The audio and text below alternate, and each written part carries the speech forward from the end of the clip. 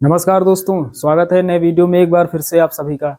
चलिए ऊंचाई और दूरी क्लास 10th के आज एक और सवाल को हल करते हैं। ऐसे सवाल क्लास 10th के बोर्ड एग्जाम में 6 अंक के लिए पूछे जाते हैं। तो ऐसे सवालों में सबसे जरूरी क्या होता है? फिगर, चित्र कैसे बनाया जाता है, फिगर कैसे बनाया जाता है। बहुत सारे बच्चे फिगर नहीं बना पाते हैं। तो फिगर आपको कैसे बनाना है, सवाल आपको स्टेप बाय स्टेप पढ़ना है और उसी के माध्यम से, यानी जो सवाल कह रहा है हमसे, उसी के माध्यम से चित्र हम यहाँ पर बनाते हुए चलेंगे। तो यहाँ पर अभी आप देखेंगे, हम यहाँ पर सवाल को पढ़ेंगे और चित्र यहाँ पर कंप्लीट हो जाएगा। तो साथियों लिखा है भूमि के एक बिंदु से, भूमि के एक बिंदु से मान लेते हैं ये समतल भूमि है। तो ये समतल भूमि है यानी भूमि का तल है। यहाँ पर एक बिंदु स्थित है, मान लेते हैं यहाँ पर एक बिंदु स्थित है। इसका नाम दे देते हैं बिंदु का बी, कोई भी नाम दे सकते हैं। भूमि के एक बिंदु से, भूमि के एक बिंदु से 20 मीटर ऊंचे भवन, कोई भवन है जिसकी ऊंचाई है 20 मीटर। मान लेते हैं इधर एक भवन है, एक घर है इस तरह से, जिसकी ऊंचाई है 20 मीटर, ऊंचाई है भवन की 20 मीटर, ऐसा दिया गया है सवाल में। तो यहाँ पर ये भवन का शिखर है और ये भवन का पाद बिंदु है। तो इस बिंदु का नाम दे देते हैं ए, इस बिंदु का नाम दे देते हैं सी। जो सवाल पड़ा है उस हिसाब से इतना चित्र बनेगा। आगे लिखा है भवन के शिखर पर एक मीनार, ये जो भवन है इसी के ऊपर, इसी के शिखर पर एक मीनार लगी है। तो इस तरह से एक मीनार बना लेते हैं। इस तरह से हमने एक मीनार बना दिया है। यहाँ पर एक बिंदु मान लेते हैं, मान लेते हैं मीनार का जो ये शिखर बिंदु है, इस बिंदु का नाम दे देते हैं आर।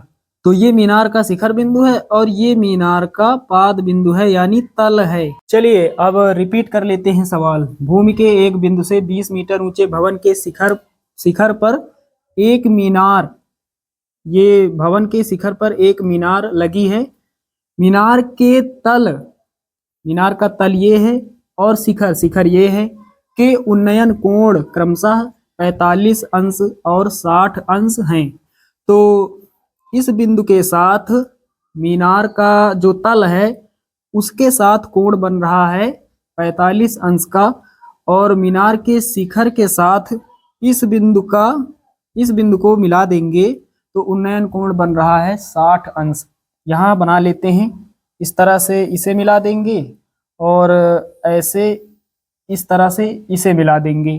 तो इसकी ऊंचाई कम है तो कोण भी कम बनेगा, यानी 45 अंश और 60 अंश में यहाँ पर कितना बनेगा, यहाँ पर कम वाला बनेगा यानी 45 अंश बनेगा। तो उसके बाद दोस्तों इस बिंदु से जब आप मीनार के शिखर को देखोगे तो आपको सर ऊपर उठाना पड़ेगा, आपको अपना सर जो है वो ज्यादा ऊपर उठाना पड़ेगा क्योंकि ऊंचाई ज्यादा है। तो जब ऊंचाई ज्यादा होती है तो कोण भी ज्यादा बड़ा बनता है, यानी यहाँ पर कितना बनेगा 60 अंश बनेगा।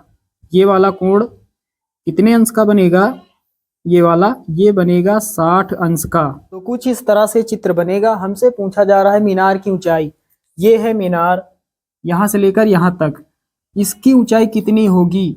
ये जो मीनार है इस मीनार की ऊंचाई कितनी होगी, मान लेते हैं मीनार की ऊंचाई होगी h मीटर, h मीटर।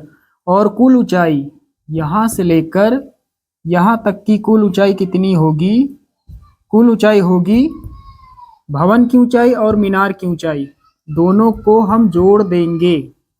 भवन की ऊंचाई कितनी है 20 और मीनार की ऊंचाई कितनी है h, 20 plus h metre. BC दूरी हमें नहीं ज्ञात है, मान लेते हैं x मीटर, मान लेते हैं x मीटर। तो यहाँ पर आपने देखा हमने स्टेप बाय स्टेप सवाल को पढ़ा और चित्र जो है कंप्लीट हो गया। इस तरह से चित्र बनाया जाता है। चलिए दोस्तों अब आगे हल करते हैं। तो सबसे पहले हमें यहाँ पर थोड़ा चित्र के बारे में बताना होता है, जो आपने माना है उसी के बारे में थोड़ी जानकारी यहाँ पर देनी होती है। तो यहाँ पर लिखेंगे माना ऐसी कोई भवन है जिसकी ऊंचाई 20 मीटर तथा आर ए या फिर ए आर तथा आर ए कोई मीनार है जिसकी ऊंचाई है h मीटर। तो ये सारा कुछ हमने कहाँ से लिखा? चित्र से ही देखकर हमने लिखा। हमने क्या लिखा? माना ऐसी कोई भवन है जिसकी ऊंचाई 20 मीटर तथा आर ए कोई मीनार है जिसकी ऊंचाई h मीटर है। चलिए अब आगे हल करते हैं। दो समकोण त्रिभुज यहाँ पर बन रहे हैं। एक बन रहा है ए बी सी और एक बन रहा है आर बी सी। तो पहले छोटा वाला लेते हैं। तो यहाँ पर लिखेंगे समकोण त्रिभुज ए बी सी में। तो साथियों लंब का मान पता है, आधार पता है। लंब और आधार त्रिकोणमिति अनुपात tan में होता है। तो यहाँ लिखेंगे tan, कोण है 45 अंश, tan 45 अंश बराबर tan थीटा बराबर लंब बटे आधार। लंब का मान 20 है और आधार का मान हमने माना है x। आगे हल करते हैं। tan 45 का मान 1 होता है बराबर में 20 बटे x। आगे हल करते हैं। x का गुणा 1 से होगा, ये इधर भाग कर इधर गुणा करेगा तो x का गुणा 1 से होगा तो x हो जाएगा और बराबर में 20। बगल में लिखेंगे मीटर। तो x का मान हमें कितना प्राप्त हुआ है? हमें प्राप्त हुआ है 20 मीटर। इसे हम मान लेंगे समीकरण 1।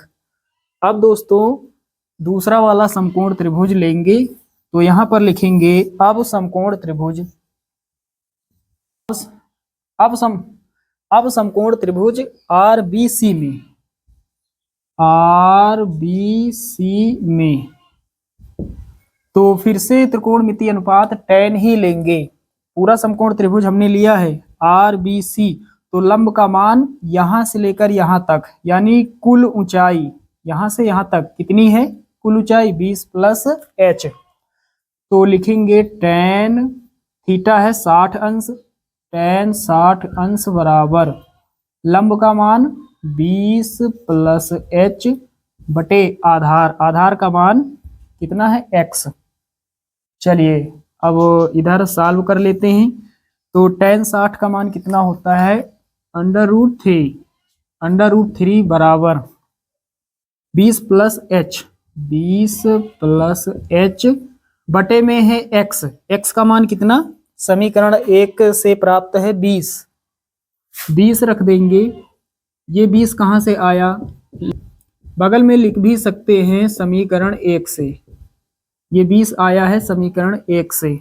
चलिए आगे हल कर लेते हैं। 20 भाग कर रहा है इधर गुणा करेगा तो 20 का गुणा √3 से होगा, 20 √3 हो जाएगा बराबर में कितना? 20 प्लस h।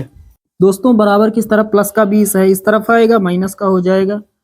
तो 20 √3 और ये माइनस का 20 बराबर में h को पहले लिख लेते हैं। 20 यहाँ पर है, 20 यहाँ पर, 20 कॉमन हो जाएगा तो कितना बचेगा?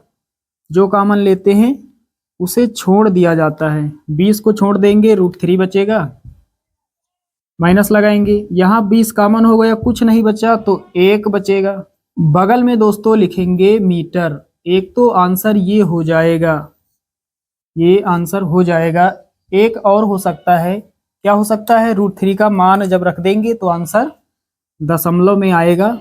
तो रख देते हैं, यहाँ पर लिखेंगे या h बराबर 20 गुणा लगाएंगे क्योंकि यहाँ कोई साइन है नहीं, गुणा है। √3 का मान 1.732 माइनस 1।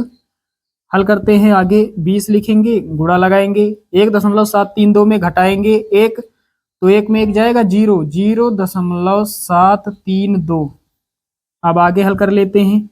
दोस्तों इधर 20 है यानी इधर एक 0 है, तो इस 0 को जब हटाएंगे तो ये जो दशमलव है एक अंक इधर खिसक आएगा।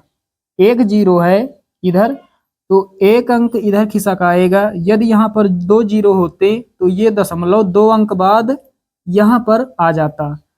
तो इसे हम लिख सकते हैं 2 गुणा 0 आगे है, इसे हटा देते हैं तो ये दशमलव यहाँ पर आ जाएगा। 7 के बगल में दशमलव फिर 3 2 अब आगे हल कर लेते हैं। 2 दूना 4, उसके बाद 3 दूना 6 और 7 दूना 14।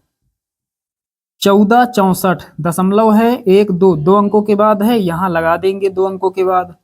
तो फाइनल आंसर कितना हो जाएगा? 14.64 और बगल में लिखेंगे मीटर। एच का मान हमने निकाल लिया है। ये जो मीनार है ये इसकी ऊंचाई है 14.64 मीटर। ये भी आंसर करेक्ट है और ये भी करेक्ट है।